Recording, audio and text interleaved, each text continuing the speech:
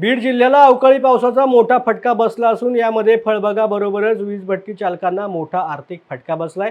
त्यामुळे बीड जिल्ह्यातल्या ग्रामीण भागामधील जनतेचे रोजगाराचे प्रमुख साधन असलेल्या वीट उद्योगावरती मोठं संकट निर्माण झालंय। मुसा अब्दुल शेख घाटनांदूर राहणार वीटभट्टी मालक।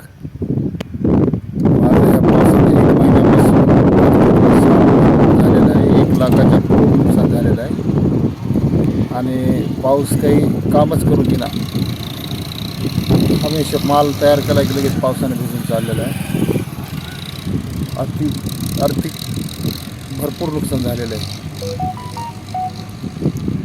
आणखीन माल उचलून टाकणं, लेबरचं पेमेंट करणं, लेबर 10-15 लेबर आहेत, 20 जवळपास 1 महिन्यापासून त्यांना घरी बसून पैसा देणं, पावसामुळं जास्त नुकसान झालेलं आहे।